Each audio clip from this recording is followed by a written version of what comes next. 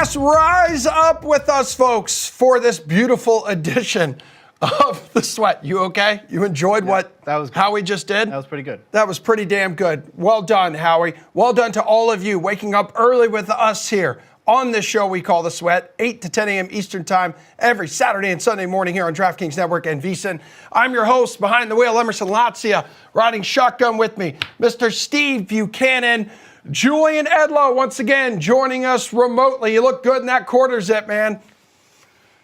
Thank you. It's very soft and fuzzy. Oh, I bet it is. I bet it is. We got a lot of soft and fuzzy topics to get to throughout this show, including maddening madness, upsets galore, thrilling victories galore the first 2 days of the NCAA tournament, MLB opening days. Nothing Steve Buchanan loves more than baseball opening its regular season in South Korea and then going back to another week of spring training games. Isn't that right, Steve? Terrible.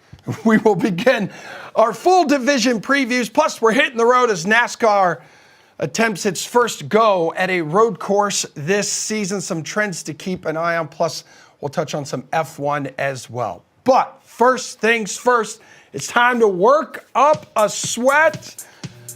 Little warm-up bets, hitting on storylines, topics, whatever it is that you guys want to hit on. Jules, I'm going to let you go first this morning because something tells me it's going to have to do with college basketball. So what are you warming up to? So 12 upsets, 12 outright upsets in the first round. That's the most in a while in this tournament. So we're on pace for another insane tournament. What gets me, though, is just that they're never the ones that you think they're going to be. It's never the ones people are picking. We got some of them, sure. Like James Madison really impressed me last night. I'm going to be betting them Sunday against Duke for sure. They came out and looked like they could play. The first 5 minutes of the game, you could tell this team's going to win this game. You got Grand Canyon, who I've been backing and saying is very good all year, beating St. Mary's. Yeah, an upset, but we all kind of believe that could happen. These Yale's over Auburn and Oakland over Kentucky, these are insane upsets. And I would say my major takeaway is just how poor the SEC comes out of this looking. And at one point, Tennessee had the only win for the conference. Now, Alabama and Texas A&M came out and got some Friday night wins to kind of help weather the storm a little bit.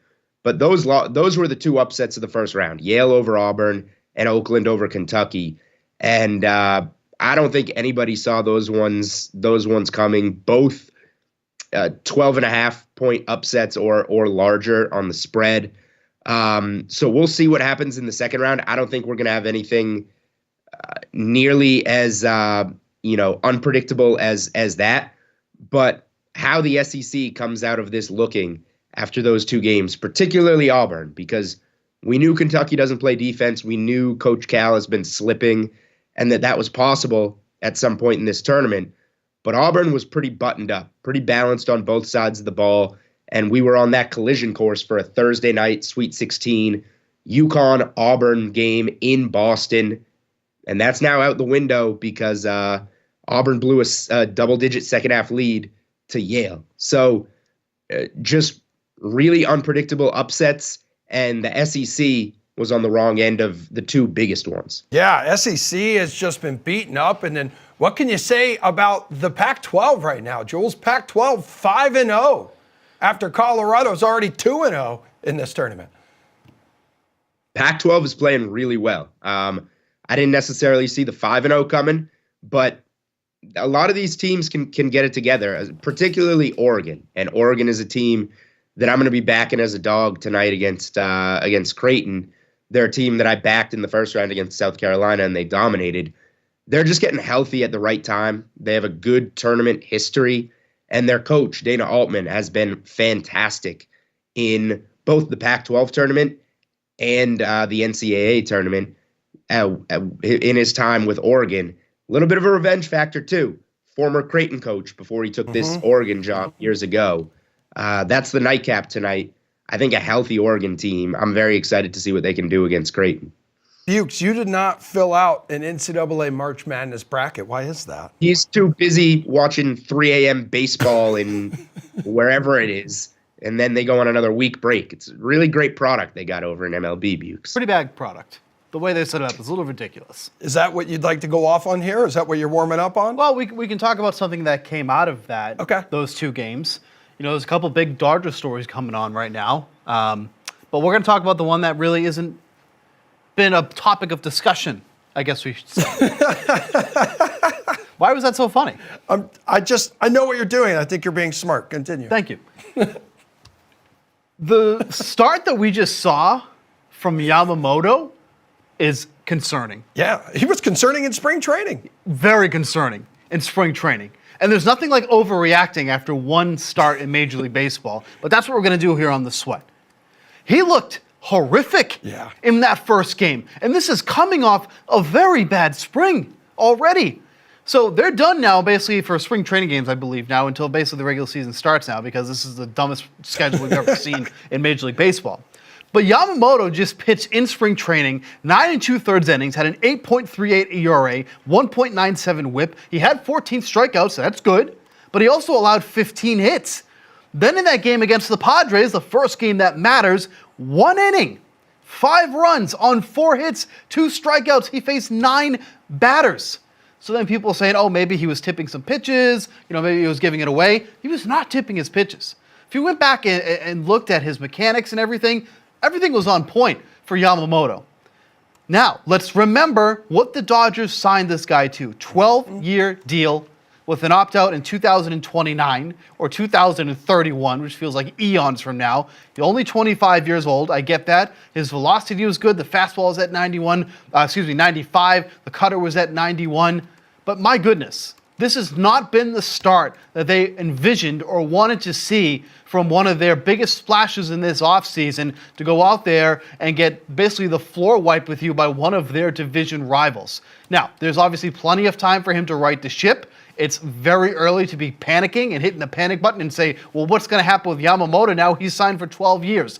But from a bad spring training and then to a subsequent bad start in the first regular season game of the year, that is not a solid sign that you want to be seeing from their ace of the staff. So just kind of something to keep an eye on. He was obviously one of the favorites to win National League Rookie of the Year, of course. We'll see how that ends up playing out. But I will say, the Dodgers splitting that series was a good thing, because we are riding that Orioles first to 10 wins. There we go. Obviously, 0-2 start from the Dodgers would have been ideal, but we will more than happily take a split, because now the Orioles have the second best odds, have that first to 10 wins. They're at 8-1. When we talked about it, it was at 30-1. So some nice closing value there. But yeah, not a good start there from Yamamoto, and definitely something that we're going to watch as the season goes on. Yeah, and we will dive more into the NL West and division previews coming up, including the impact of that on first to 10 wins. But we had Joe Kelly, Dodgers pitcher, on this show 2 weeks ago, who's been spending quite a lot of time with Yamamoto as well as Shohei Ohtani throughout spring training. It says, yeah, you know what? Yamamoto has been a little up and down in spring training, but he thinks eventually he'll figure it out. Like Steve, it should be noted that there are several differences between MLB here as well as the MLB and MPB, which he came from, including the use of a pitch clock. There's a different ball, as well as more clustered schedule that is going to require pitchers to throw more often. So these adjustments could be tough for him early on. And like I said, the strikeout numbers have been there. So for even as bad as he's been in spring training, he's pitched 9 1/3 innings, but he's still got 14 strikeouts. Like, that's a phenomenal number. If he keeps that type of number up, then he's going to have some unbelievable, strikeout numbers. It could be somebody that could strike out 200 guys over the course of a regular season if he stays healthy. But again, the early results for Yamamoto have been less than ideal. That's not somebody they can afford to have struggle, because while the rotation is good overall, that's supposed to be the crutch of your rotation there. So again, lots to see when it comes to Yamamoto. I'm dedicating my warm-up, which isn't necessarily a bet, but more of a bold prediction, to you, Mr. Julian Edlow. 3 combined number 1 or number 2 seeds will lose in the second round. All 8 number 1 and number 2 seeds won in the first round. That is about to change this weekend. So let's go to the West here, Jules. Michigan State has its first game against North Carolina set up since November 2017. The Trojans will be a tougher challenge for the Tar Heels and earn a win. Yes, I bet Sparty to win the West, whatever. And Tom Izzo here, Jules, you know this, has consistently been able to erase any doubt surrounding his team. We're once again seeing that. Let's go to the East, Jules. Iowa State, about to get knocked off. Listen. In the East, Iowa State is about to get knocked off by Washington State. Cougars, you know this, no slouch, sweeping their season series even against a team like Arizona, and will challenge the Cyclones enough to get a win. And then in the South, Colorado, 2-0 in the tournament, as we've already discussed, coming off the most thrilling game of this tournament so far, that 2-point win over Florida. Next up, Marquette. And you, I know, being a basketball nerd, are going to love this point guard matchup here between Tyler Kolek and KJ Simpson. The Buffs have won 10 of their last 11 games and will ride that momentum into the Sweet 16. That is my warm-up, my bold prediction, Jules. All right, so that's... You don't have time to break it down. I just wanted you to know that. Michigan State, Washington State, and who? And then Colorado beating Marquette. Okay? All right. Three-leg money line parlay on DraftKings Sportsbook plus 1942. There you go. Which also happens to be the year you were born. Yes, indeed. But don't let my warm-up bet upset you people, because we've already had plenty of those in the opening round of March Madness. The underdog who is bound to bite again, and which top seed's path to glory just got a whole lot easier.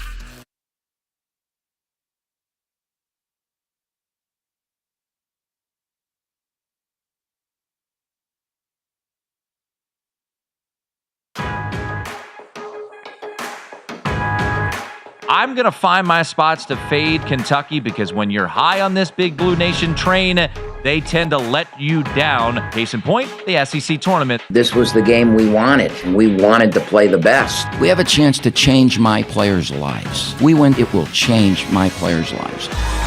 Wilkie comes off a screen, puts up a three. It's good! Corner three.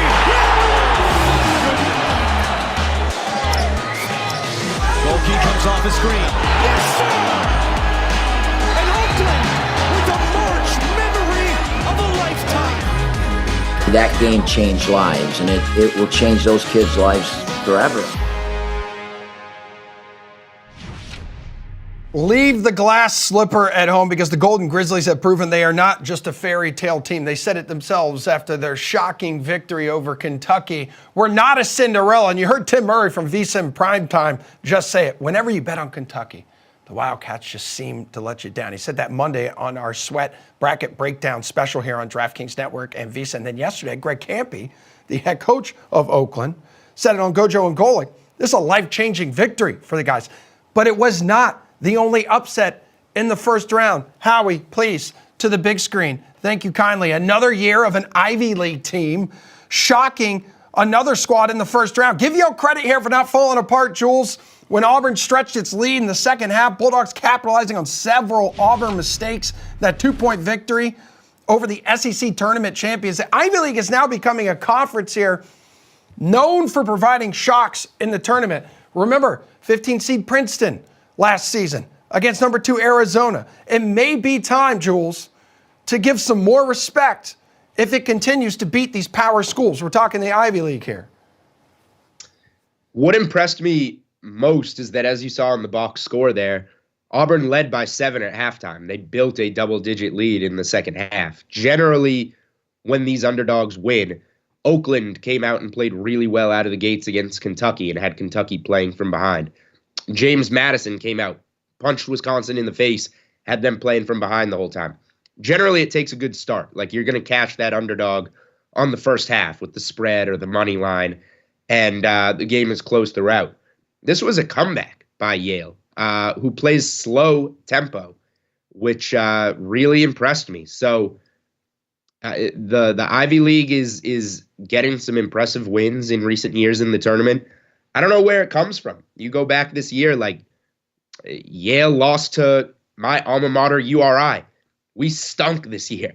I don't know how you can lose games like that and then play at this level against an Auburn, but it happens every March, and that's why we love it.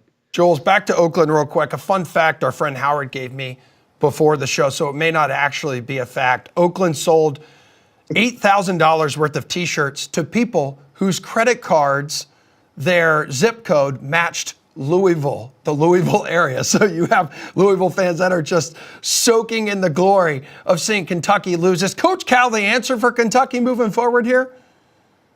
Yeah, I heard that one. That is true. The only problem is if Louisville fans are going to wear Oakland gear to that game next year, how can you talk trash if you're Louisville right now? You're one of the biggest embarrassments as a Power 5 team in college sports. But Coach Cal is not the answer. He's totally lost his touch. If I'm Kentucky and I know they have the money and I know they care about their basketball program more than anything, I will pay the $33 million to get out of that contract on the buyout. No adjustments, no preparation. If you watch the tape on that game, you have a guy that went 7 of 13 from 3 in the first half, 10 of 20 for the game. If you look back at his regular season statistics, he took 8 2-pointers on the entire season. All the rest of his attempts on the entire season were from 3. Yet they were letting him come off screens and shoot them wide open. It's like they didn't watch tape. They didn't game plan. They had no plan defensively. Reed Shepherd and Rob Dillingham, their two best scorers, didn't score until 15 minutes into the game. It's like they had no game plan. And that's all on the coach. So, yeah, I would move on. The 14 seed Oakland was thriving. 2 12 seeds also thriving. Jules, James Madison, which you've already said you're going to bet them as a dog in their next game, leading Wisconsin wire to wire, 72-61. The offense was good. The defense showed why it's a solid unit. Forced Wisconsin into numerous mistakes here. Then there's Grand Canyon's upset over St. Mary's, Jules. And what Bryce Drew has been building in Phoenix finally feels like it's reaping the rewards with this program getting its first Division I tournament win. So what's your biggest takeaway from these two 12-seed victories? Yeah, both of these teams can play. And I knew that coming in, but I was more impressed with how dominant James Madison was, I guess. But I'll start with Grand Canyon because they're a team I've been backing all year. I bet them to win the WAC tournament.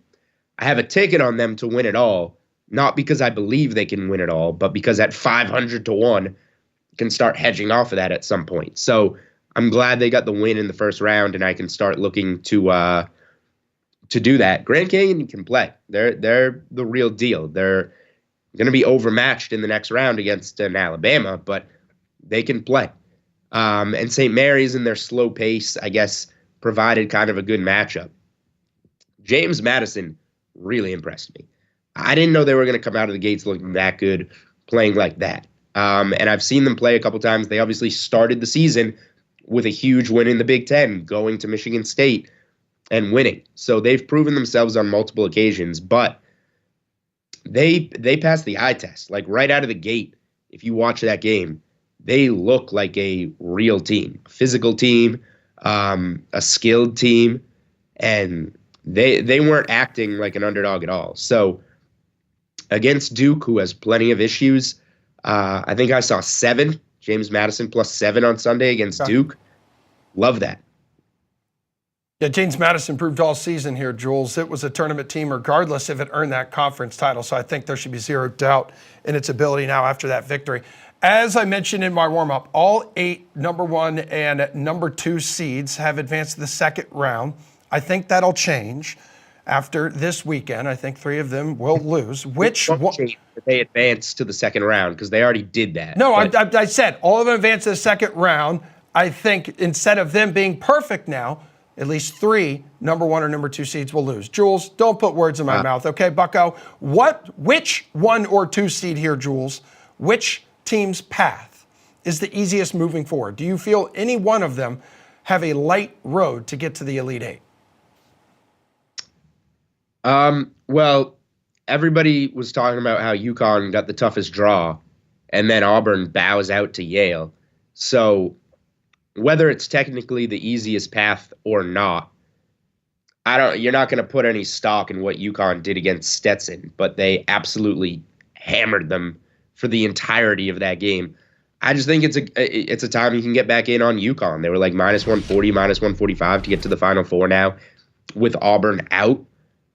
I'm a broken record here on the UConn futures, but I'm just gonna keep adding to it and go broke if they don't do what they're supposed to do. But I bet some more UConn last night. Oh, yeah, that sounds like you. So, okay, so then outside UConn, which team impressed you the most in a first round win? Besides, like the lower seeds that have pulled off the upsets. Yeah, they all did what they were supposed to do. I guess like Purdue by not choking. Houston did a good job putting up a lot of points. Like nothing too impressive. Let's see what they can do in the next round. But I think that Purdue, out of all the 1 seeds, is in a good position to kind of prove the narrative wrong of last year. What about Marquette? Marquette, nice comeback. They're pretty short favorites in the next round, 3.5 points. So I'm against you there. Colorado played pretty well. I'm thinking about laying the 3.5 with Marquette. Yeah. I think that they're kind of getting into their rhythm a little bit. So, Tyler Kolek seemed healthy. I think that Marquette has a nice path. Little shaky out of the gates, but it wound up impressing. And Jules, before we go to break, what about which team has you worried despite winning its first game? Giving you pause a little bit. San Diego State. I mean, Kansas is another one. Kansas is a 4-point dog on the DK Sportsbook against Gonzaga. Yeah, Kansas. You took the words out of my mouth there. You're welcome. Kansas. You're up huge on Samford, and you come back and let that be a 4-point game that they could have won. Besides that, if that block call wasn't called a foul. So I think that Kansas, they're injured. They haven't been playing well all year. I'm not a huge Gonzaga fan, but I laid the 4 here with, we'll talk about it later. I laid the 4 with the Zags. I think they're playing pretty well right now. And Kansas just doesn't have it this year with all the injuries. They don't have shooting. They don't have leadership. So I do think the Zags will get it done. All right, well, we do have you coming up to dive into some best bets for today. But after this break, the MLB regular season has started. It is also finished, at least for another week, why the NL West could be baseball's toughest division after San Francisco's latest edition.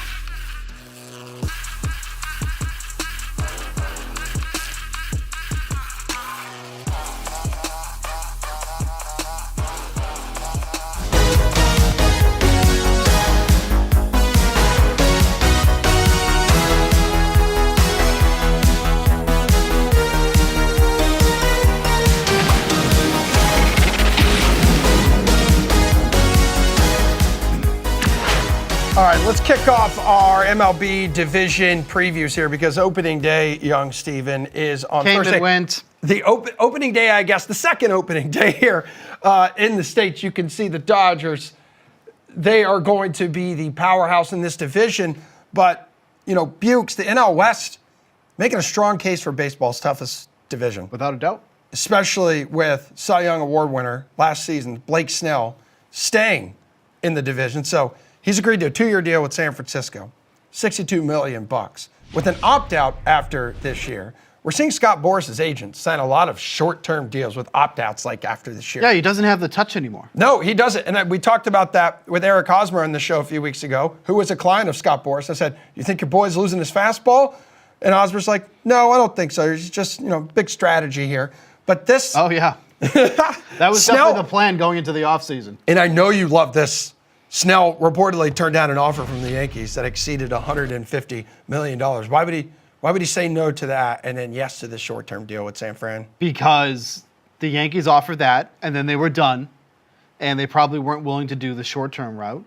And he absolutely shot himself in the foot. And Boras, who was a legit, agent. Yeah, he's like, notice this super agent.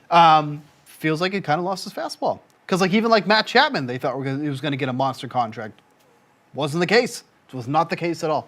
All right, well, we'll see how Snell fits with San Francisco. My guess is you like it there, right? It's an okay spot for him. I mean, Snell's a great pitcher, obviously coming off a Cy Young season, but like his biggest downfall has been his control and his walks. Despite winning the Cy Young last year, I mean, we should point out, like, the guy has been super inconsistent throughout his career. It's honestly amazing to me that he won the Cy Young when he walked almost 5 batters per 9 innings. Yeah. Like, that's absurd. Like, that's some really shaky command, but that's been his biggest downfall is walking guys and then putting men on base, and that's where he kind of gets into trouble. But you know what? If you have an opportunity to add somebody like Blake Snell to the front of your rotation, you do it. Yeah, so contrary to popular belief, the Dodgers did not bring in every player on the market this offseason. It only felt that way. As for the race to 10, first team to 10 wins on the DK Sportsbook, you mentioned it at the top of the show as we were warming up, as we were working up a sweat. You tweeted a few days ago, Steve, a Padres win. We're talking, it was their second of a 2-game series against the Dodgers to open the year in South Korea. Padres win would be really nice for the Orioles' race to 10 win bet that you have been backing. Why is that? Well, I mean, now basically we have 2 teams that are at the exact same record, right? So they come in, it's really kind of a wash at the end of the day because now if the Dodgers go up 2-0, they have a 2-game jump on the Orioles who have to basically win like 4 of their first 5 at least to kind of stay on pace with the Dodgers here. So that was huge for us to get that split series over in South Korea. Orioles are now tied with the Padres for the second best odds for that race to 10 wins there, but I do like the Orioles because we talked about here on the show, the Orioles have such a cupcake schedule to start the year that I really feel strongly about them. And again, when we talked about this was at 30-1. It is down to 8-1 at this point, so hopefully you got some good value when we first talked about it. And this division, arguably the best division now in baseball. The Star. Maybe in the National League. Okay. AL in the National League, East because even the addition, of Snell definitely increases the competitive juices of this division. Yeah, and with the Diamondbacks too. The Diamondbacks, everything they were able to do last year, and the Diamondbacks. Such young talent on that team too. Young talent, and the Diamondbacks, we'll just get right into it here, is a team that I like to go over their win total in that division. Great. Over 83.5 wins. One of the moves that I love that obviously is not going to pan out for them to at least start the season was they brought in Eduardo Rodriguez to be that solid number 3 in that rotation. He's starting the year now on the IL. He's got a lat strain, no real timeline on when he's going to return. So obviously that is a little bit of a bump on that rotation, but they also really fixed what was wrong with that lineup, and they brought some power into that lineup. During the offseason, they traded for Eugenio Suarez. They signed Jock Peterson. Peterson was that left-handed power bat they so desperately needed at times during the season. Then you have Suarez and Peterson. These are 2 guys that combined for 37 home runs last year. If you remember, the Diamondbacks were 22nd in home runs in the league last year. Hitting home runs was not their forte. Their forte was the speed, and that is something that they're going to be getting back again this year. You look at the speed that they have on this team. They were first in the league in triples. They were second in stolen bases. All those speed guys are back in the mix again this year as well. I think the Diamondbacks just being a couple of wins that they're asking for over 500 is absurd. I get the division is really strong, but I mean, come on. This is a very, very good Diamondbacks team. Yeah, I think a lot of people focus on the fact that they've got to play the Dodgers obviously quite a bit, but then And this is a flat schedule now too. Don't forget. Everybody plays everybody now. This is a flat schedule. I mean, you are going to play. You took some division. You almost teams. took some division games away, right? You did. So you're playing your division foes the most, but they took away about 6 or 7, I think, per year for those division teams. So everyone's going to play everybody. People also hang on to the fact that the Diamondbacks had a negative run differential last year, and still made it to the World Series. Indeed, they did, in which they got crushed and embarrassed quite a bit. But we'll see if they can make it back there. In terms of, as we've already talked about, the talent in this division, top to bottom in the NL West, like stars and studs all over the place. Could you pick someone outside of maybe Shohei Ohtani to be the MVP of this division? I think it's going to be Freddie Freeman. And the biggest reason I like that is that Freeman is now hitting 3rd in this Dodgers lineup. And that's going to be so clutch for his numbers overall. You remember he's been like in that 2nd spot. He's been a mainstay. Even when he was back with the Braves, he was 2nd in that lineup here. But now he's going to be behind Mookie Betts and Shohei Ohtani. And this is somebody who can crush doubles, had 59 doubles last year, gets on base at a ridiculous clip, had a .401 base percentage last year. His runs scored will probably go down a bit, hitting into the 3rd spot in the lineup here. But this is somebody even still who scored at least 113 runs in 4 of his last 5 seasons. The only season he didn't do it during that time was during the COVID year when they only played 60 games. But even then, he was still on pace to score 119 runs in that season had we played the full complement of games during that COVID year. But that being said, the RBI opportunities for Freddie Freeman with Mookie Betts and Shohei Ohtani hitting in front of him is going to be massive. Then you have Will Smith right behind him hitting in the cleanup spot. This is such a good spot for somebody of Freddie Freeman's talent who gets on base at such a good clip, hits for power, gets on base. He's going to have stellar numbers across the board this year. There's such a talent difference, too, when you look at a division, let's say like the NL West compared to, let's say, the NL Central, where some of the former players we've had on this show really like the Cardinals to take that next step this year. But, Steve, that's putting a lot of faith into a slightly rebuilt rotation with very old pitchers, not to mention the injuries they're already dealing with in their outfield, man. Yeah. Give me the under on the Cardinals win total. That's one of my favorite plays in that division. Under 84.5 wins. You're basically saying that this team might be a win better than the Diamondbacks? Yeah. You're out of your freaking mind. Last place last season, too, and for a lot of people to pick them to win this division, that is a massive leap. It's a huge leap. So they go out there and they revamp their rotation.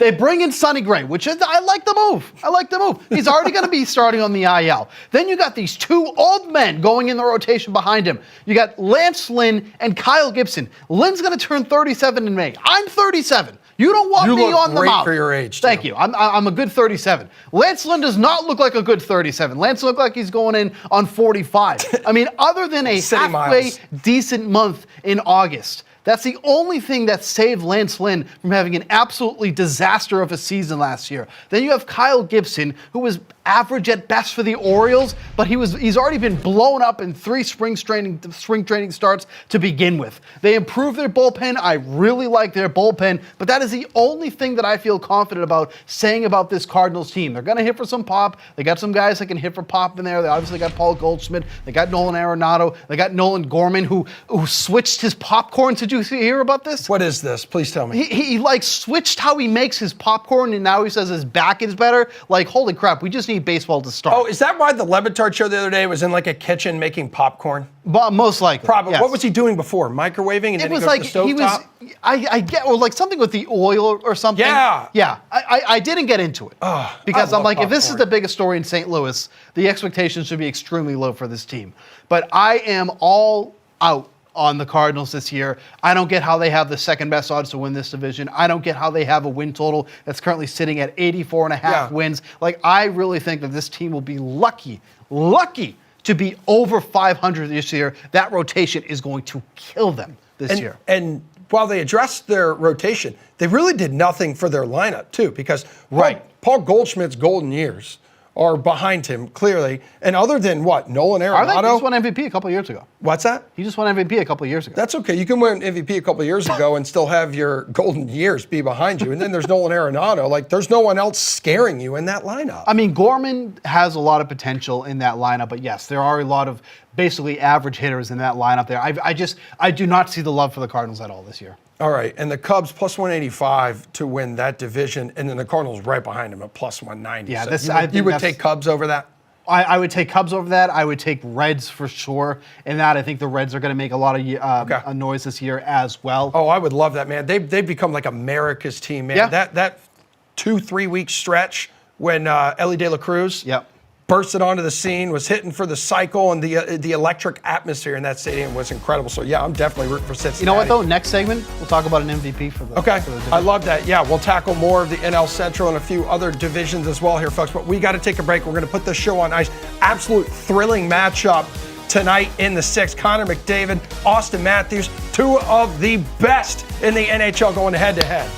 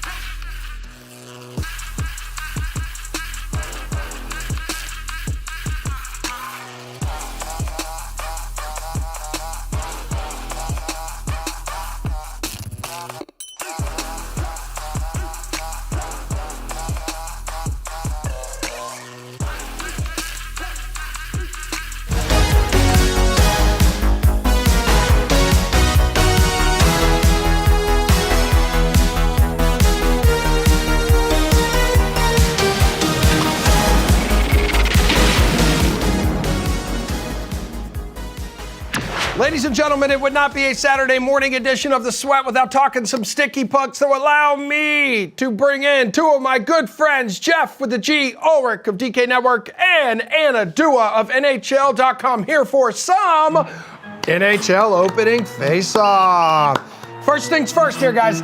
Anna Dua's food take of the week. Now, in her defense, she has said on this show multiple times that her food takes are terrible. Take this one, for example. Cheez-Its are so underrated, easily a top 5 chip. Anna Dua, you ticked off a lot of people on Twitter with this food take of yours. You do know Cheez-Its are not a chip, right? I do now, I guess, although I still don't understand what necessarily a cracker is, if not a wheat chip. And I can't name 4 other types of crackers. So I was giving Cheez-Its the credit that they deserve to be compared to all of the other best chips out there. And I didn't think it's a bad food take or controversial in any way. Yeah. I was not expecting that. Very, very controversial because Cheez-Its also have like their version of a chip, the Snapped. The Snapped is their version of a chip because a cracker, Jeff, is like a Ritz cracker, like a wheat thin, a Keebler Elf little buttered up cracker. I mean, Jeff, there's no way you agree with Dua on this. I mean, we're definitely getting into like, is a hot dog a sandwich territory here? I mean, technically, I think a Cheez-It is probably a chip. And I think it's a bold take by Anna to, put it in it's a different category, really just try and take it. Like, is the best sporting actor also, can he be an actor? I don't know. These are all huge questions. Cheez-Its are pretty good. My kids eat them all the time. I'm not going to lie. Is it a top 5 cracker? Yes. Top 5 chip. It's a pretty bold take, though. Yeah. I mean, there's a lot of good chips out there. There are anyways, damn good chips. I don't know. Yeah. I don't know. It's just the weekly Anna Dua food take, so we had to incorporate it. And Jeff, I do have one question for you here. In other news, you had the NHL GM meetings wrapping up in Florida this past week. There are some intriguing new rules being proposed that could soon go into effect. Which one would you pass, Jeff? Yeah, I mean, nothing crazy. Like, they're going to keep the OT the same at 3-on-3, which is fine, I guess. I don't know if there's any better solution. Coaches looks like they're now going to be able to challenge like deflections into the stands on delay of game penalties. I'm for that. The challenges in the NHL make sense to me. If you're wrong, you get a penalty and you can really get penalized for it. So you really got to be careful there. I like that, though. I mean, if you're going to introduce the challenge, you might as well extend it to these like ticky-tack delay of game things. And then the big thing here, goalies finally being treated as people, getting an actual warm-up. How did goalies not get a chance to warm up before? We got relief pitchers in baseball get like 10 minutes. The goalie can't get like 30 seconds to skate around the rink. So that one makes the most sense to me. I know it's just like a small rule change, but yeah. I think the big one is just being able to challenge delay of game penalties. That's a good one in my eyes. I do agree. Getting things called correctly is never a bad thing. On the flip side, it would almost certainly slow down the pace of a game down even more than it already has. Dua, you're batting leadoff here as we dive into tonight's stacked 11-game slate. So one that includes a major Canadian clash here up in the 6 as Connor McDavid and Jeff Ulrich's Oilers visit Austin Matthews and the Maple Leafs. How electric do you expect this game to be, and which side are you giving the edge to here? I mean, it's going to be a phenomenal game, right? You get to see 2 of the best players in the NHL go head-to-head, 2 huge markets that both really want a Stanley Cup and have been proving themselves all season long.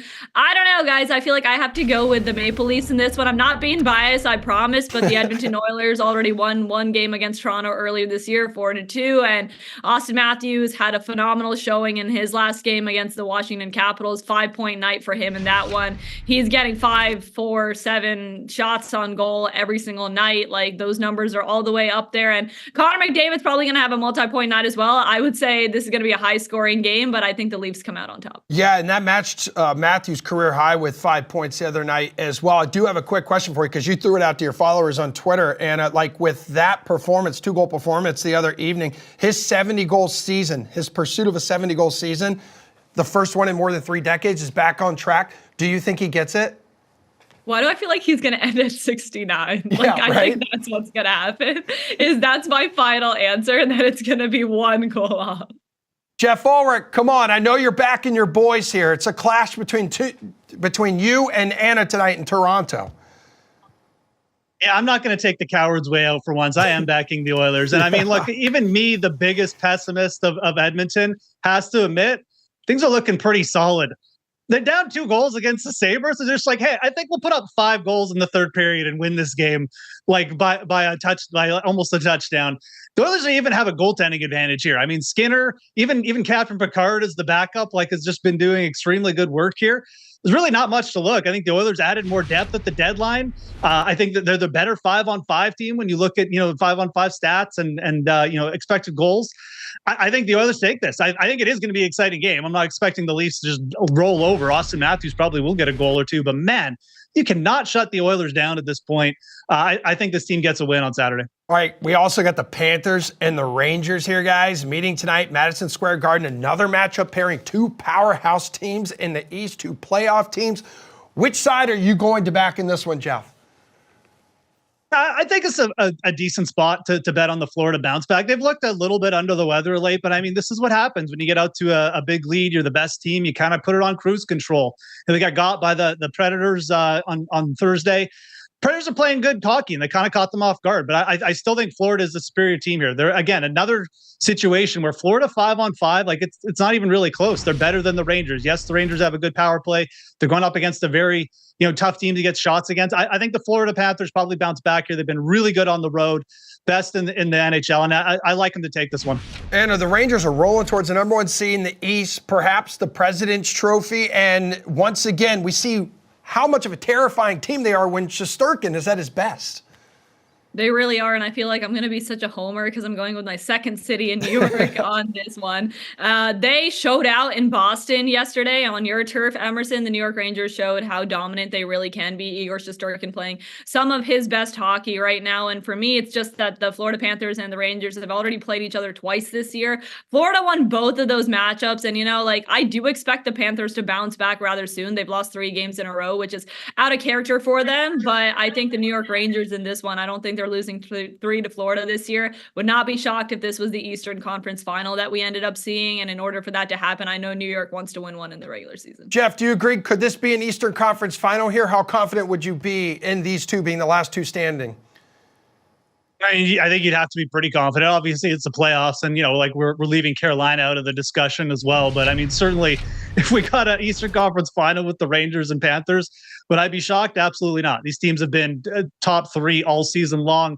Like I said, they both had their lapses, but certainly they have the tools to get far in the playoffs. Yeah, absolutely could be. And are the Panthers falling out of the top spot in the Atlantic? Is that more about them faltering or more about the teams around them playing exceptional hockey right now? I think it's the teams around them playing exceptional hockey. Like the Florida Panthers are still a dominant team. They're not scaring me at all right now. I'm not doubting them. I think they're still going to be very, very solid well into the postseason. But this is the closest I've seen the standings in a long time. Like you really don't even know who's going to come out on top in any division, in any conference. Like it's neck and neck. You don't even know who's going to sneak into the wild card spots right now. It's pretty much hunting season all open in the NHL. And it's great to see. We have a month left and the playoff picture could look very, very different in a couple of weeks than it does right now. Yeah, and while the NHL regular season doesn't end until April 18th here, playoffs are underway in many season-long fantasy leagues this week, so Godspeed to everyone trying to hoist their trophy. Anna, for anyone building a DFS lineup for tonight's 11-game slate on DraftKings, which forward do you think needs to be in their lineup? Giving love to another one of my teams right now in the New Jersey Devils and Nico Hischier. They have a pretty good spot against the Ottawa Senators on this slate, and Hischier, he's got 16 points in his past 12 games. The New Jersey Devils are pretty much out of it, guys, but never say never. Like if they can string together some wins, maybe some hope is back there, and that second wildcard spot in the East is still right up there for the taking, so every game is must win for New Jersey. Jeff Ulrich, who do you like up top tonight, man? I like the New Jersey call out. It does feel like a spot they could put up like 7 goals. So Jack Hughes definitely on the slate. I like the spot for the Kings as well. The Kings have been playing well. Another team who could just pop up here. Kevin Fiala, 5 points in his last 3 games. Really like him for DFS. Tampa Bay been scoring a lot of goals, but they've been getting up a lot of chances as well. I think it's going to be a really high scoring game. Kevin Fiala, I think is going to be a real nice target there at home. Anybody back on the blue line who would grab your attention this evening, Jeff, for DFS? I mean, just pay up for Roman Josi. Like okay. It's that simple. Playing Detroit, and the guy's got 7 goals, 15 assists over his last 16 games. The Predators are playing really, really good hockey. We're talking about teams like just kind of a little bit surprising coming up. Like the Predators are on fire right now, man. I mean, they could be challenging for like a top seed by the time this is all said and done. Like the way they're looking, Josie's in for a big night here, I think. Anna, you got a name for us on the blue line? I do. I'm taking a look at Vegas and Shea Theodore. He is my go-to answer right now. He's got 21 points in his past 18 games. Could not ask for a better spot than this. Vegas is playing the Columbus Blue Jackets, which is already a great matchup for the Golden Knights, but they're also playing Columbus on the second leg of a back-to-back for Columbus. Columbus playing the Colorado Avalanche on Friday. So coming off of that, guys, I like Vegas against this team, and Shea Theodore would not be surprised if he keeps the production going. My Cheez-It cracker-loving friends, your job here is done. On the other side, a perfect segue. We're talking Starch Madness plus best bets ahead of the second round of March Madness tipping off today.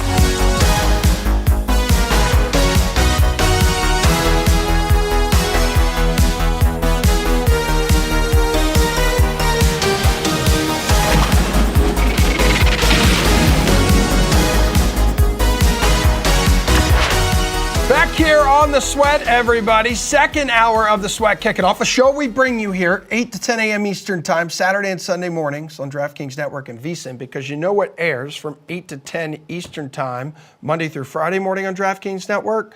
That would be Gojo and Golic. And yes, all this talk about March Madness.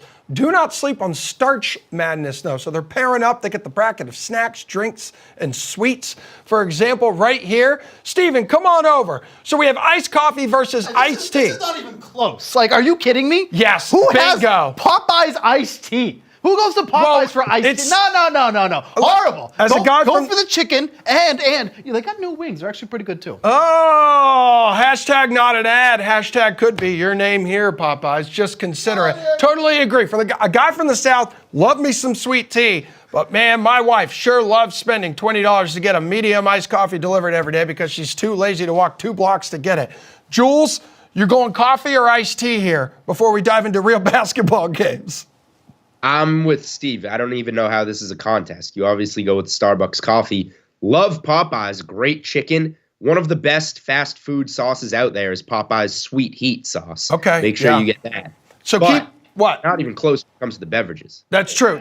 So everybody keep an eye on Gojo and Golic's Twitter. They've got a bunch of polls you can vote in and help the final matchup finally get figured out and solidify itself. I will say the Starch Madness selection committee needs to be defunded because there are some god-awful matchups in that thing. Anywho, great matchups today as the second round tips off in the NCAA men's tournament.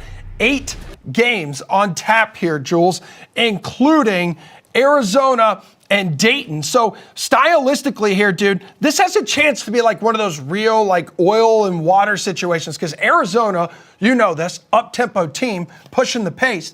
Dayton is at its best kind of when it drags you out and just drags you through the mud here. So what bet catches your eye for Arizona and Dayton today?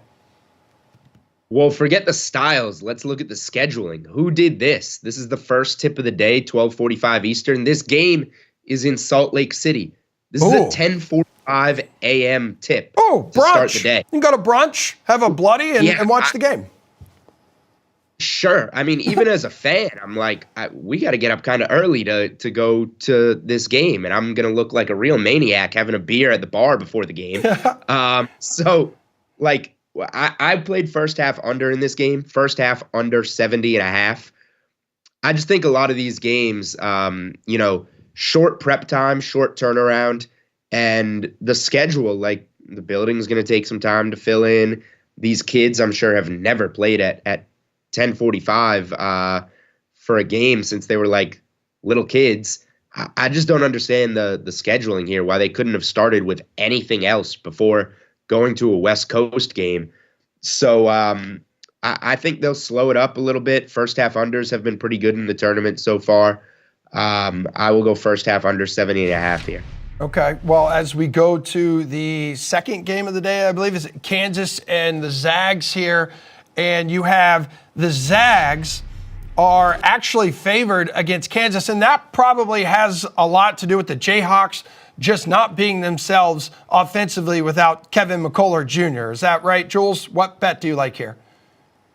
Yeah, Kansas hasn't been very good this year to begin with. And then you take McCullough off the floor, who is probably their best player, him and Hunter Dickinson. But they have Graham Ike to match up with Dickinson. They have a good or a solid matchup there at least. In terms of the Zags, they're playing pretty well right now. They lost the West Coast Conference Championship game to St. Mary's. But other than that, they've stepped up recently in some games. And I thought McNeese would be able to hang with them. Not even close. The Zags were all over the place offensively. So it's more of a Gonzaga is solid, but more of a Kansas fade because Kansas has not been very good lately. And when you take McCullough off the floor, their lack of depth really comes into play. The guys they're putting on the floor in his place for 40 minutes have not been able to hold it down. So we'll see what Kansas can get for scoring. Gonzaga's not the best defensive team, so I'm sure they'll be okay.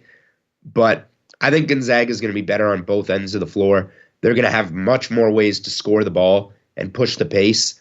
So I do really like this spot for the Zags, who are surprisingly laying a decent amount of points here, but it really speaks to how poor Kansas is playing and the pieces that they're missing.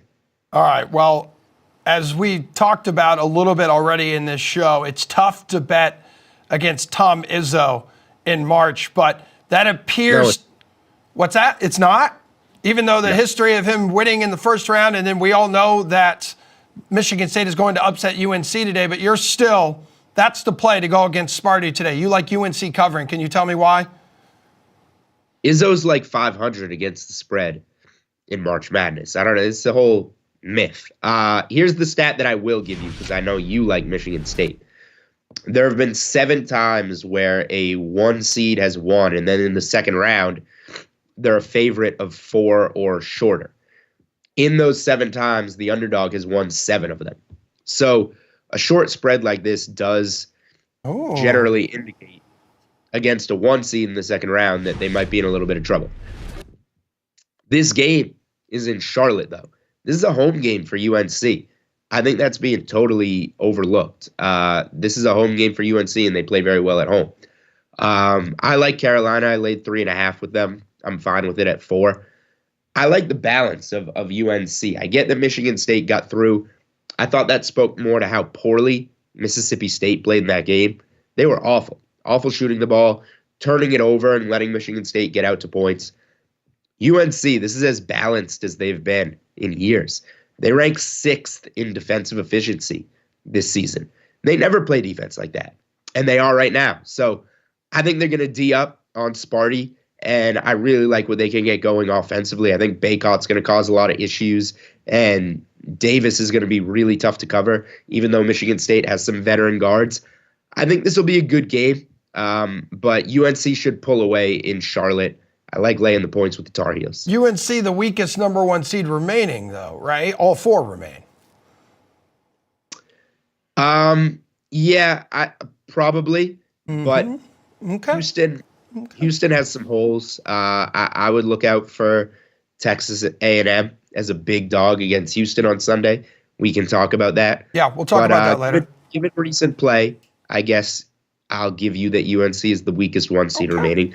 But none of the others besides UConn are playing at home, and UNC is. All right, sounds good. Back Michigan State people for sure. Are you backing Oakland today to kind of continue its magical run? So NC State's front court can easily score in the paint at will against the Golden Grizzlies, but if the Golden Grizzlies stay hot, it's going to be hard to keep up here. And we all know this run that NC State is on. You thought that their legs would be tired in that ACC final against UNC. People said their legs are going to be tired in their first round matchup of March Madness. That's not the case. These guys are oiled up, they're lubed up, and they're ready to rock. I faded them a million times against UNC on Saturday night. They kept going. I faded them in the first round. They dominated. I don't know. I'm gonna have to wave the white flag here, but it doesn't mean that I'm backing NC State. Here's what I'm gonna do. Totals 146.5. We're going over that. Let's look defensive efficiency. NC State is 90. Oakland is 166. Both of these teams scored very well in the first round and have been scoring very well in their conference tournaments. And Campy did an interview. I was listening to a podcast, Oakland's head coach, and he said we want to play as fast as possible in this game. So I love that they want to get the tempo up to go with poor defensive efficiency on both sides. I don't know. NC State's going to keep scoring. I'm fine with that. I think Oakland should too. So poor defenses, fast pace. Give me the over in this one. Dude, Golke, who became this phenom overnight in that win, look at his shot chart here, Jules. Dude just fires away at will from deep, but good for him having what appears to be 2 layups this season. That kid was incredible the other night. This is what I said off the top of the show when I was talking about, or in the other segment when I was talking about Calipari getting fired. How do you not play this kid strictly on the 3-point line? He took 8 2-pointers the entire season. Yeah, it's 32 points off the bench in that upset win over Kentucky. Extremely impressive. Let's wrap up this segment here, dude, with why you like Oregon plus 5.5. So Dana Altman has been a spectacular tournament coach. Let me pull up the numbers here. Okay. Since 2010, when he went to Oregon, 16-5-1 against the spread in the tournament. As an underdog, he's 9-3 against the spread with 6 outright wins in the tournament during that time. Going up against his former team that he coached in Creighton. Oregon hasn't been healthy pretty much all year. And now they are, specifically with Dante in the middle, who is an absolute beast. He barely misses any shots. He rebounds the ball. He blocks shots. They have him to match up against Kalkbrenner on Creighton, which is huge. They got good wings that are shooting the ball extremely well, as we saw in the first round. I like Creighton a lot. I like both these teams a lot. But I think the way the Ducks are playing right now, I lean to them. Definitely taking the points here with Oregon. But they're very live to win this game. You can look at some Oregon money line. They're going to play really hard. They're going to play defense. And if the threes go in, because Creighton's going to make some threes, if the threes go in for the Ducks, they're going to be very live to win this game. And buckets have been going in left and right for all 4 Pac-12 teams. Again, 5-0 up to this point. In the tournament, we will get to more games on today's slate coming up as we wrap up this show with you, Jules, so hang out. For now, though, Acuna Matata, it means no worries for the Braves repeating as division champs, right? Steve joins us next as we preview the NL East.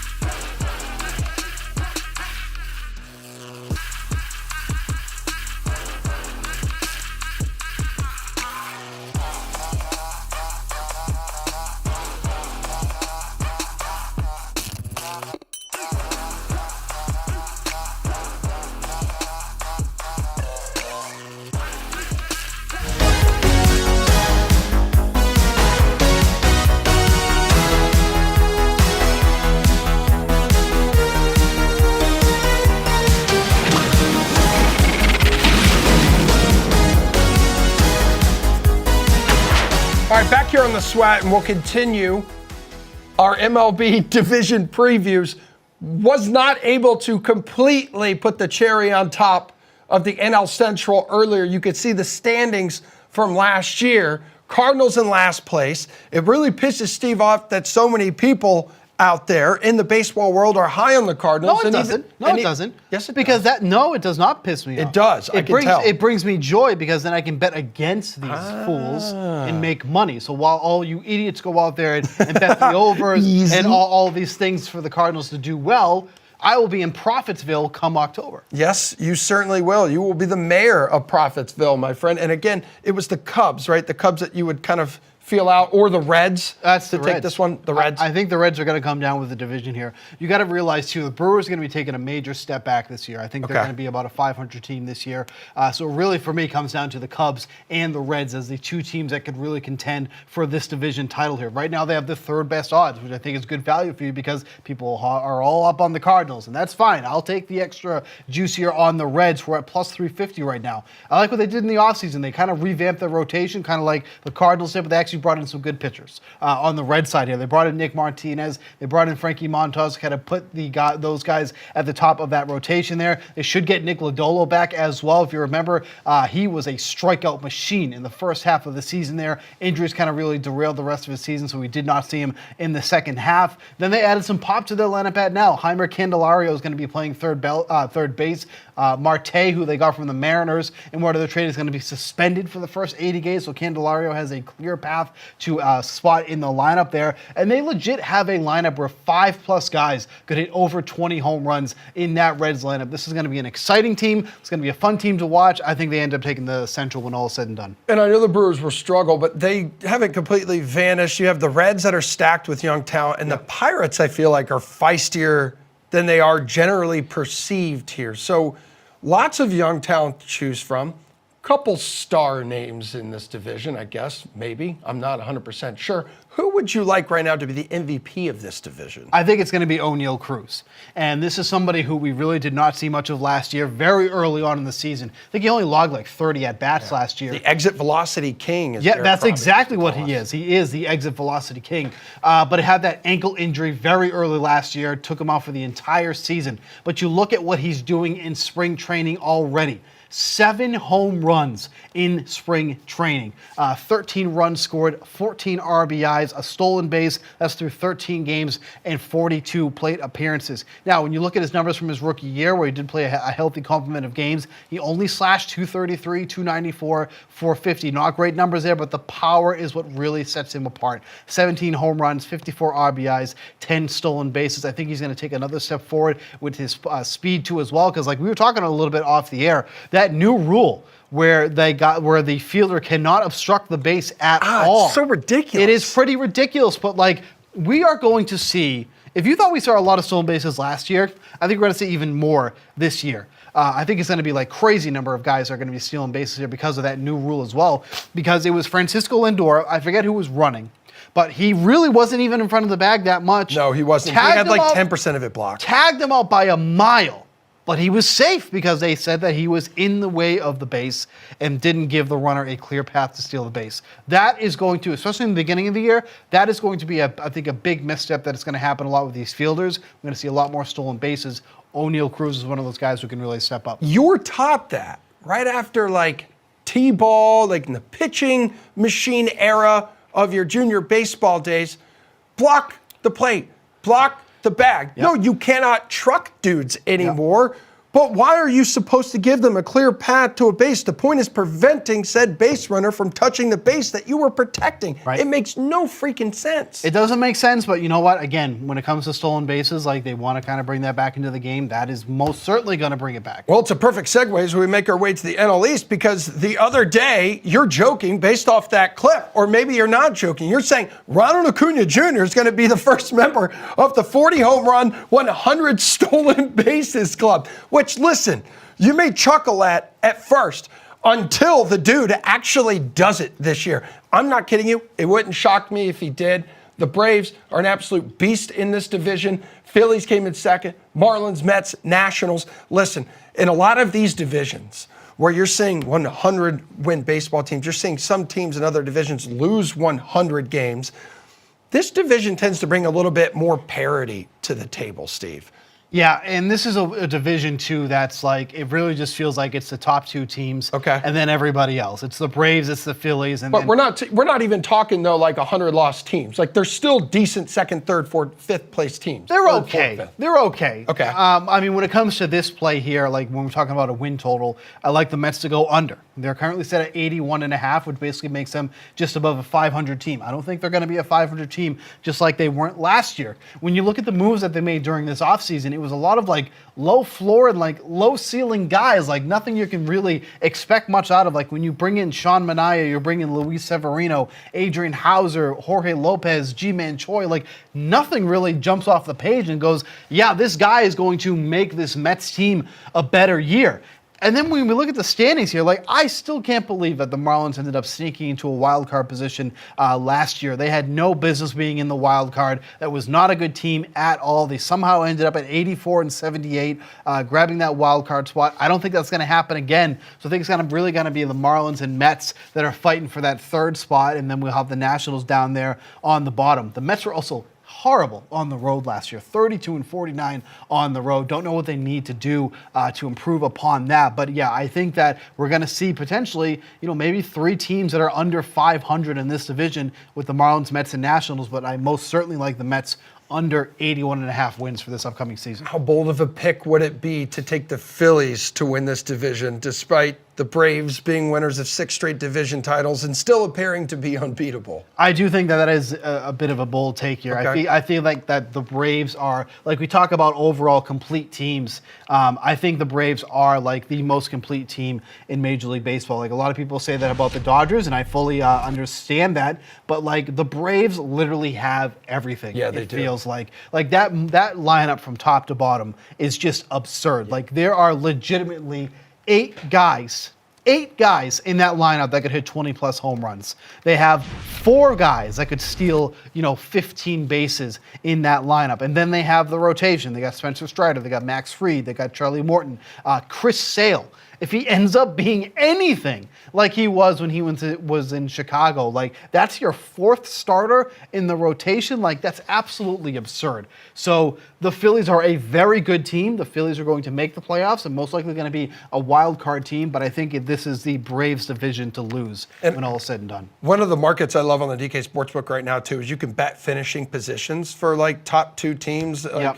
In each Major League Baseball division. Hell, I think you could do the top 3 as well. But right now, plus 140 odds for Braves to finish first and Phillies to finish second in this division. Yeah, I feel like that's very fair. Okay. Like I really do think pretty good odds. And not bad odds either. The only thing here is that like let's say like the Braves end up having some injuries or whatnot, and the Phillies are able to sneak into the top of that division. But I do think that is the way that this division is going to play out, because if you look too at the difference between for Philly to finish first and Atlanta to finish second, it's a huge jump. It goes from plus 140 for that first one you just mentioned to plus 400 for the Phillies to win the division, and then the Braves to be in second, because the Braves, aside from the Dodgers, are the biggest favorite to win any of the division. I think it's minus 240 for the Braves to win this division. Rightfully so. They are that powerhouse team. They should run that division.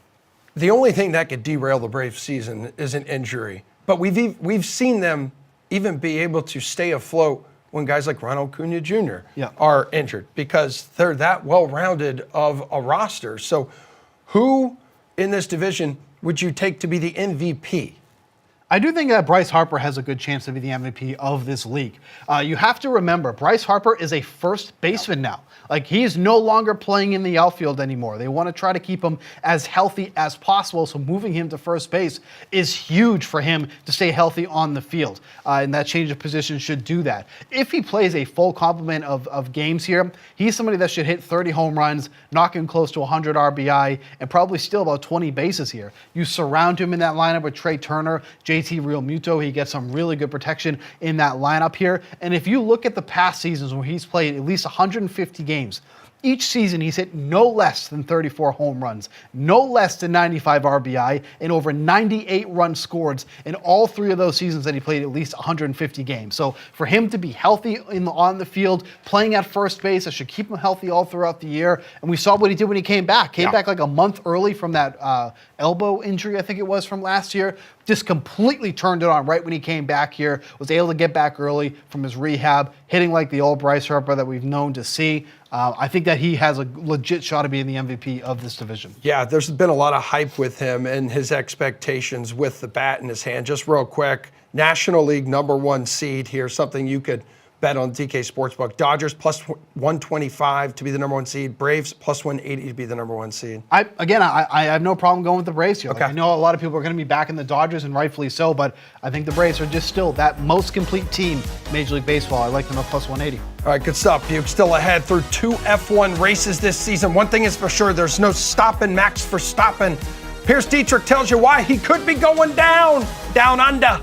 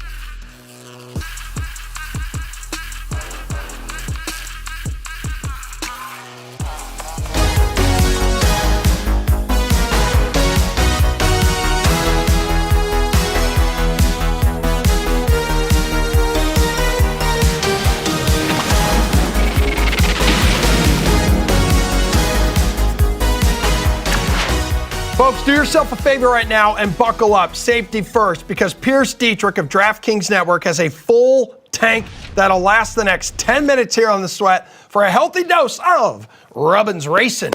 Pierce, good to see you on this fine Saturday morning. It'll be good seeing the first road course race of the NASCAR season tomorrow in Austin, Texas at Circuit of the Americas. So big picture here, dude. These guys have, 20 turns to navigate? So how different is your DFS roster construction for a road course compared to the other traditional tracks, dude? Yeah, it's a little bit different, but in the end, we're still targeting drivers that are going to get a top 10. The top studs are going to be the guys that finish up front. You do have to factor in that there can be some chaos at road courses, and we do have some stage cycling that's going to open the door for some value. But for the most part, when we look at the finishing grid and the points awarded, there's really not any surprises in terms of the top DFS plays and the top drivers in terms of finishing position. But we do see value guys that sneak through that we may not have expected based on their talent or based on their equipment, but the equipment's pretty even anymore. And what we're talking about is stage cycling. Drivers are going to cycle forward because they can't pass on track, but they can cycle forward on pit road, and then they just hold position. And we have seen value guys kind of surprised there. And then the other situation that we're going to run into is turn one is very hairy. They barrel 5 wide into turn one at Coda. And as we saw last year in the race, it turned into a lot of chaos, opened the door to different value picks. Too long didn't read.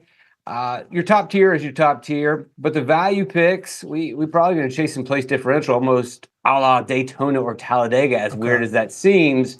But that's kind of the way that you go. So you're mentioning like value picks, value plays here, and with the chaos on turn one, as you just mentioned, like I guess how far down the board would you go, at least on the DK Sportsbook side of things, in terms of maybe betting a long shot?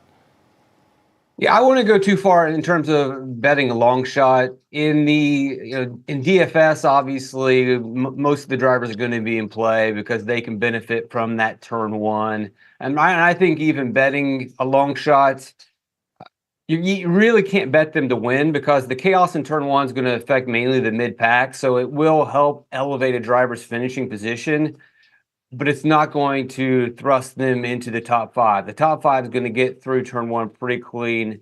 And, I think we're going to see a favorite win the race. Okay. But if you want to bet a long shot, possibly getting a top 10 or beating their teammate, taking a prop bet, then that's something that you can definitely go with.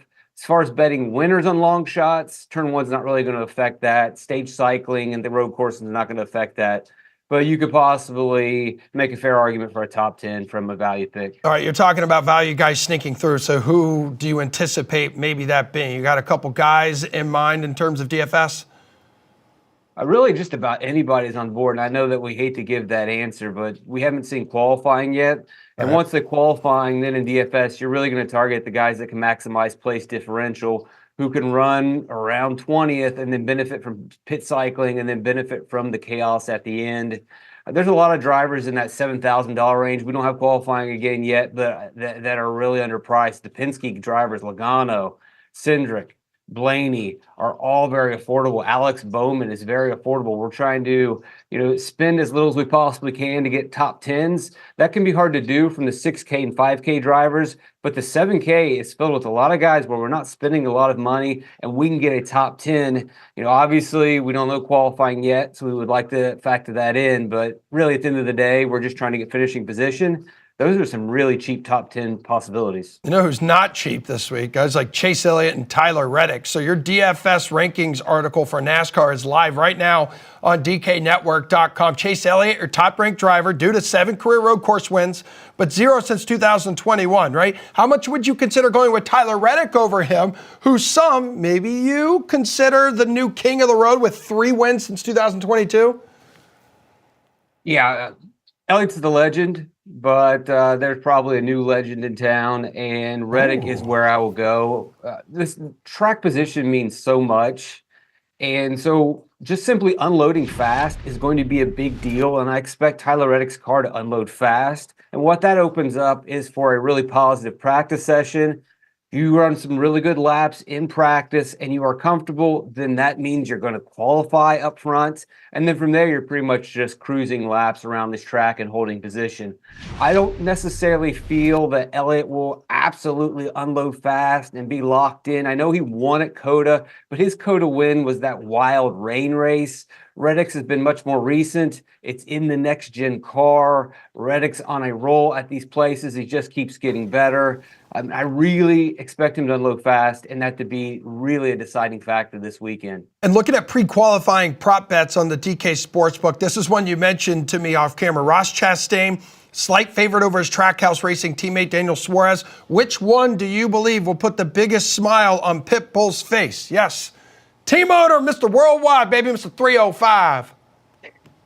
Yeah, it's going to be Ross Chastain, the watermelon man. He is running double duty this weekend, getting plenty of laps. I don't think he even needs those laps. He has the best average finish in the Cup Series at this racetrack. Suarez has been a good road course racer. He won at Sonoma in 2022. This team is also owned by Justin Marks, who is a road course racer, and this is where they spend a lot of their resources. It has shown, and they brought in Van Gisbergen to this team as well because they are that devoted to road course racing. Won at Chicago last year.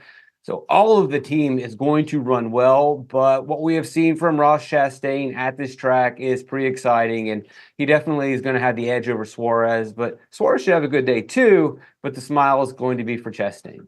Now, correct me if I'm wrong, he's the watermelon man because his trademark celebration in Victory Lane is he smashes a watermelon, right, or eats a watermelon?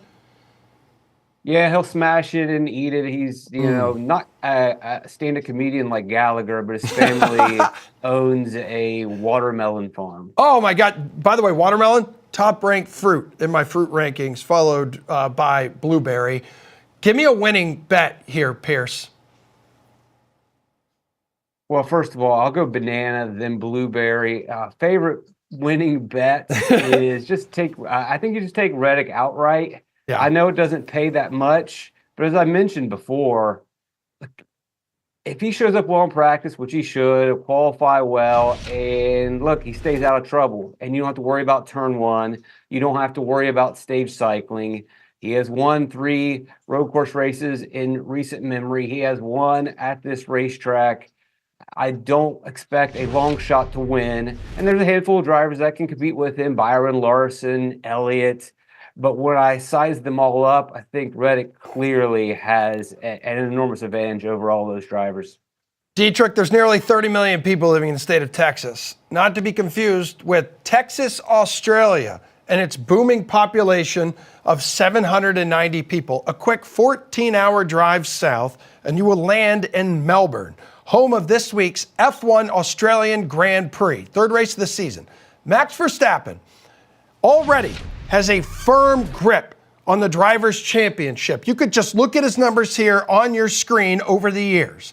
But you were telling me Ferrari looked good in practice, not to mention Ferrari's record down under is pretty damn good too, winning 3 of the last 5 races. How confident would you be backing these guys to dethrone Mad Max and make him look human again? Not going to happen. Oh, he's not human. Damn it. He's a god, and we have seen qualifying, and Max is on the pole once again. Sainz did qualify second, which is very impressive, being that we didn't even think he was going to race days ago. We still need to see how his body's going to hold up with the G-force throughout an entire race. But it's been a good weekend for Sainz so far. Leclerc, disappointed, I guess, in Q3. Had to abandon his last lap, just didn't have it. But Max did have it, and Max is going to win this thing again. Turn one could get crazy. We'll talk about that in a second. Yeah. But being on the pole allows him to pretty much avoid most of that madness. Well, let's go ahead and let's hit on turn one here then real quick, Pierce. I mean, it has a history of creating chaos, so do tell. And is there a guy who can navigate it better than others outside of Mad Max? Well, I don't know if there's necessarily a driver that's I mean, they all can handle turn one. They have no problem with it. It's just that sometimes they get a little too aggressive and get a little too wild and don't want to back down, or they drive it in too deep at the very beginning, or if we have a restart and there's very good odds that there's going to be plenty of safety cars in this race, or a safety car. So we're going to get restarts. And yeah, you just look at last year, it's going to take some drivers out in DFS, and it's going to open up some value, and it's going to open some value in betting markets, getting long shots into the top 10. It's just the nature of the track. All right, man. Well, by the way, Texas, Australia, Pierce, 790 people again who live there, and they love playing Keno. Apparently, that's a big thing in that town. A town that looks like it doesn't have internet, but it has to in order to play Keno.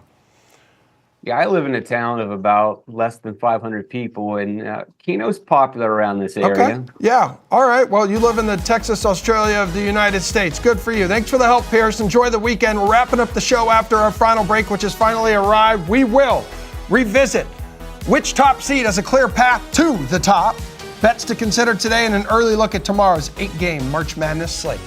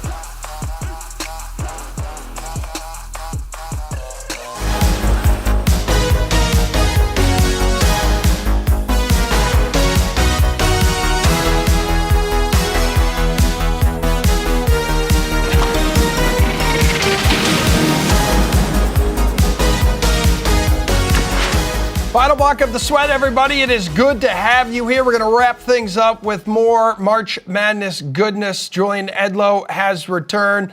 8-game slate today. Got some good ones on it. We haven't touched on all the games, so let's go ahead and finish that up and do just that. Jules, I know you may not have a bet for all these games, but we can rip through it and hopefully guide people in the right direction here. And we can start with Texas and Tennessee. So Rick Barnes against his old school, stealing headlines, but Texas and its potent offense drawing a matchup against a stingy Volunteers defense. That is the real story here, Jules. What do you expect in this one? Yeah, I think the number's getting a little bit out of hand. A lot of early money came in on Tennessee. I haven't bet this one. I lean to Texas with the points. They're a good, experienced team. Good guard play, good size. They're one of the teams that kind of passed the eye test, but let down in the regular season. So I guess I kind of tie it into Rick Barnes and Tennessee's struggles against the spread in the tournament.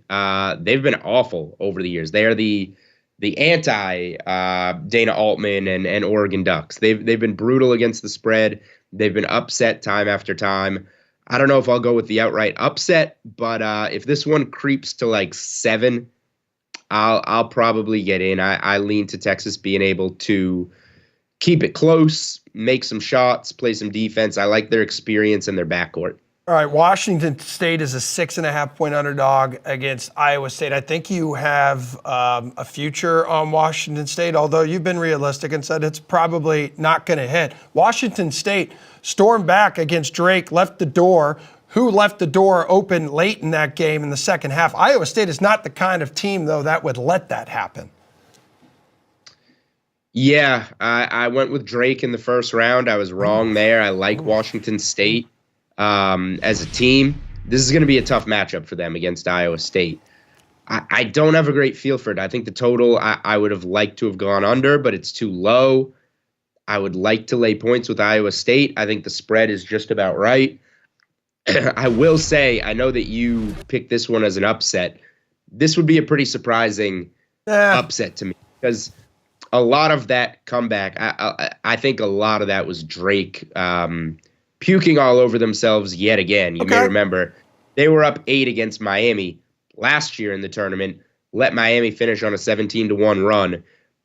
They did it again this year. I didn't think they would. They did it again this year. I like Washington State. They're a good team. I think they're going to have a really tough time with the Cyclones. Yeah, who have not let up on the gas from their Big 12 tournament tear. And yeah, that makes me a little nervous, but we've seen crazier things happen here, Jules. Slowing down Illinois isn't going to be so simple for Duquesne because Duquesne was able to really take out BYU by defending that 3-point line. The fighting Jimmer Fredette's here. So do you have a lean in this one right now, Jules? Yeah, I would lean to taking the points with Duquesne and 10.5. That's a lot. This is not a team. I thought BYU was gonna beat them pretty handily in the first round. Not the case, obviously. But the way that they're playing on defense and slowing the tempo and going up against an Illinois defense that isn't very good, I think gives them a chance. And let me see. I'm trying to pull up some numbers here on them, but I'm working on it. Yeah, take your time. Like Duquesne is very good defensively, which at least they can slow Illinois with, and the tempo they'll be able to slow Illinois with. What concerns me is Illinois' defensive ranking. They're going to try and play with some pace. Here we go. So Illinois is 81st in defensive efficiency. I think that can play a little bit of a role here. And Duquesne is 34th in defensive efficiency. So Illinois is the fourth ranked offense in the nation. Like, they're not going to shut them down. But as the 34th team in defensive efficiency, Duquesne should at least be able to affect the Illini here. And if they can do that, they'll be able to score on Illinois.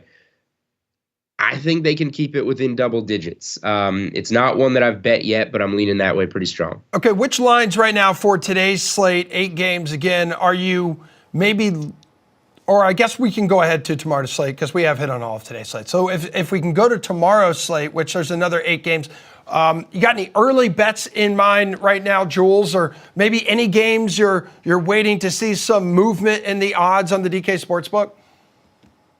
Well, it starts with James Madison and Duke, and that number's moved.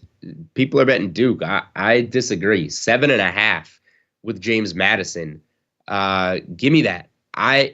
They passed the eye test in a big way for me last night. I thought they looked fantastic. They looked the part. They have size. They have skill. They're well coached. Wisconsin didn't do themselves any favors. They didn't play very well.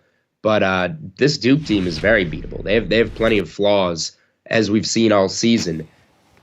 I can't stress enough, like, if there's one team that I saw in the first round as a double-digit seed that passed the eye test for me in terms of how well they played, it's James Madison. So give me 7.5 with James Madison for sure against Duke. I think they're going to be live in that game. They have the potential to win that game. That's one that I've bet. Looking at the rest of the board, it gets a little tougher. Yeah, Jules, because James Madison is one of 4 double-digit seeds that will be in action tomorrow, because you have Colorado taking on Marquette, 10-seed Colorado. Grand Canyon, after its first-round upset, will face Alabama. And then let's not forget the big, beefy brain Yale Bulldogs taking on San Diego State. Yeah, and again, a lot of these matchups just came on the board. We just watched these teams play yesterday, so I'll have more research done and bets on these tomorrow. But just talking through, no problem, it's my job. Just talking through like first looks here. Couple of totals. It's a low total, but the under with the nerds from Yale and the guy slow as rock from. Jules, did you see that picture of the dude in like the Yale sweater sitting there during that game? Guy. Why? That's him. He's being himself. He's smart. He's chill. Says, I'm cool, calm, and collected right now. Yeah, my favorite tweet was the picture of him that said, this man's hedge fund just acquired the SEC. Yeah, he definitely looked like a character out of Succession. Yeah, he's not the type of guy to hang out with. Anyway, I lean under in that game, very low total, but San Diego State plays really slow, and outside of Ledee, they cannot score. Yale plays slow tempo. That's why I'm so shocked they came back to beat Auburn. Like, they're slow, and they played a paced-up game against Auburn the way Auburn wants to play and beat them. Shocking result, but I think it'll slow down a lot against San Diego State. So I'm leaning under there, and I'm leaning over in Alabama Grand Canyon. Alabama plays as fast as they can play. And they play no defense. They also foul a lot, and Grand Canyon gets to the free throw line a lot. So I think we're going to see a lot of points in a close game there with Grand Canyon, Alabama. Too many points to lay with UConn, too many points to lay with Purdue, although I think both win. And then I do think that I'll go against you here. I think I'm going to lay the 3.5 with Marquette. Okay. That's a pretty short number against a Colorado team that I get it. They're playing well. They have some good players. Simpson, really good guard play. Not as good as Kolek, though. Lead to Marquette. Yeah, I'm not there yet. And I would just like to add, it's like for my warm-up, I kind of, when I said 3 number 1 or number 2 seeds will go down this weekend, I focused on 3 games that I like, but I still think overall, between the 8 number 1 and number 2 seeds left, 3 of them will fall this weekend. So I just want to clarify that, and I just picked out some of the games that I'm like, okay, and you built the 3-leg money line parlay for me, which had almost plus 2,000 odds. So then you're telling me out of the 3 number 1 seeds that play tomorrow, Jules, you think Houston is most likely to go down against Texas A&M? The 3 that play tomorrow. Yeah, because you've already said UConn, Purdue, and then you've got Houston as well tomorrow. Yeah, Houston is the most likely to go down. I skipped that game. Thank you for bringing it up. Yep, you're welcome. Getting 10.5 with Texas A&M. That's probably going to be a bet for me. That's a lot of points for Houston, who plays slow. They're gonna shut you down on defense, but I don't know how much scoring they're going to do. So yeah, A&M plus 10.5. Also one that stands out. And then we'll talk about what is officially a bet tomorrow. Okay.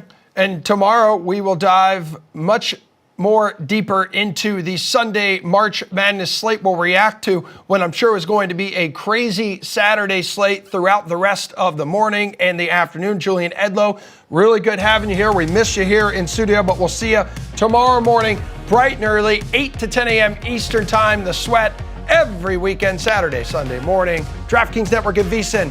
Adios, peeps. What do we got? A 22-hour break now? We'll see you then.